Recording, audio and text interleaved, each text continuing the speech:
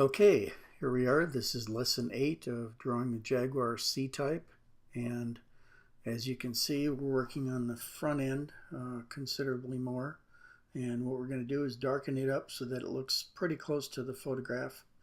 I still don't want to get exactly done because I want to make sure I don't go overboard with the dark colors, but that's where I'm going, is to try to get very close on the fenders and on the bulge in the hood, and that'll give me some idea of how far I should go with it. I think I'm still going to put more ink on the lower portion of the body, certainly on the left hand side, and then we'll see how that corresponds to the other values. And it's coming along great, starting to look like a car now, starting to look like the Jaguars that I used to see in the races a long time ago. A beautiful car. I mean, these things were just so gorgeous, especially in dark colors. They just look tremendous. The shape of them, that roundness, just catches light and makes it really look wonderful. And okay, here we are working down toward the darkness, the shadowing that's down on the lower apron next to the grill. And just adding a whole bunch more color. Okay, and the bulge in the center, the place that's in shadow there, is considerably darker, so there's quite a bit more to do there. And that's a good place to start, so I can define what the colors are going to be and make sure that I don't get too carried away with it. But it's really looking good. This is going to be one of my favorite drawings, I'm pretty sure, because I love the cars themselves. I think they're just one of the prettiest race cars of the era of the 50s. It was just a beautiful car. Okay, continuing on there. Just trying to put some more darker tonal value in it and make it look more like the photograph. It's not often that I get to do many of these. Most photographers don't like to take car pictures in really strong light, and I do, because I work with only black and white, so it doesn't wash out the colors. It only makes a wider spectrum of highlights and dark colors on it. But when I find a picture like that, it really is amazing to me.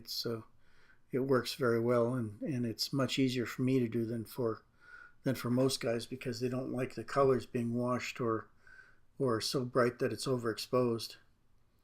So they like darkness, and they like soft light, like in the morning as in the evenings. But for me, the harsher the shadows, the better it is, because that lets me show a much more dramatic appeal to the picture. It really pops off the page when you see something that has a big tonal range in it, and that's what makes it the easiest for a pen and ink guy to work with. Okay, now I'm trying to blend some of the really dark colors on the right front fender and on the left front fender. This is the outline of the left front fender, and I'm working on that in order to give the boundary of the fender itself. There we go. That's the outline, so then I'll have a way to actually show people where the car starts and stops. It was kind of hard up to this point, but it's going along well now. And there we go. I think maybe, I'm not sure, but maybe we can finish the front end of this tomorrow, and then I'll start working on the small portions, like both wheels. The rear wheel and tire will be nothing, because other than just the spokes on it, which I'm going to just ghost in, it's going to come out just great by itself. And on the right front, there isn't much to do there, other than just the color values on the tires are one thing, but then I'll do a lot more work on the spoke wheels, and those will be believable, and it'll draw the person's attention, the reader's attention to it. And that's what I always try to do, is make one part of it so that it just captivates your eyes. You have to look at it, and that's what that will be. The spokes on there will really hold the attention. So will the grill too. When I work on the grill, it's going to look really good, I think. And then we'll just chase the values around, make sure everything's okay. I think I can probably finish this by, say, maybe less than 12.